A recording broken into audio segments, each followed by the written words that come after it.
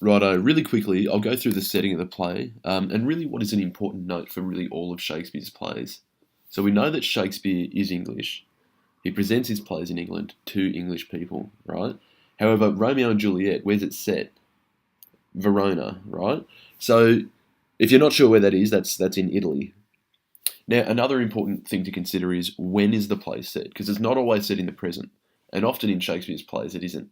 However, Romeo and Juliet is set in the present, that being 1599, right? Or we'll say the 1590s.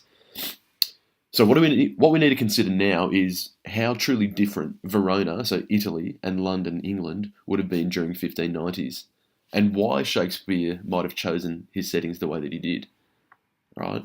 So to understand this, we need to do a little bit of digging through the history of Christianity, right? So in England in 1590, Catholicism was no longer the state religion, whereas in Italy it was, right? So I'm going to explain. We're going to go into a bit of detail, but I'll explain as simply as I can why that was. So the story goes that when Jesus of Nazareth was, when he set up his church, before he died, he appointed his good mate St. Peter, right? So Peter the Apostle.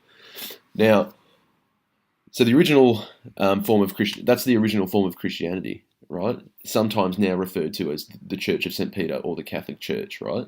However, across the centuries, there's been much debate within the church about specific laws, practices, and doctrinal beliefs, right?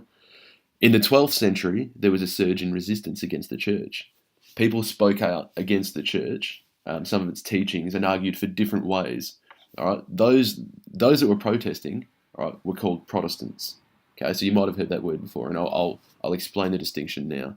So this resistance didn't build up too much until about the sort of 1500s, right? So 1517, bloke named Martin Luther in Germany, he allegedly nailed a 95-page thesis to the door of the German church in Wittenberg, right? So a Catholic church. He began to protest many of the church's policies. Particularly, he argued that the Bible should be translated into other languages other than Latin, right? So that people could actually access God themselves rather than have a priest tell them, right? So people were, starting to feel like the church needed to get with the times, but they'd refused. Now, among many other complaints, this was ignored, right, by the Catholic Church, but it sparked global resistance and the rise of Protestantism, right?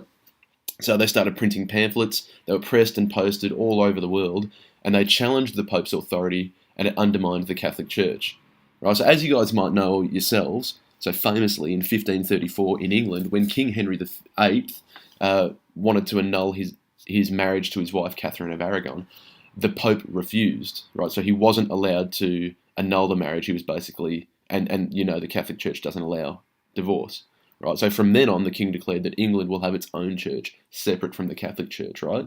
So it was called the Church of England, right? And we know it in Australia as the Anglican Church, okay? But still today in England they call it C of E or Church of England, right? So from then on, right, to this day, England is a Protestant country, okay? While Italy still remains staunchly Catholic. Now, what you've got to understand is the context of Shakespeare growing up and how his plays were written, the time that they were presented, right? Shakespeare's growing up and learning to write while England is very much anti-Catholic. And Italy is now the symbol of the remnants of the Catholic world, so whatever's left over. So according to the English, this makes them, makes the English far superior in terms of the culture, their morality, and altogether their wisdom.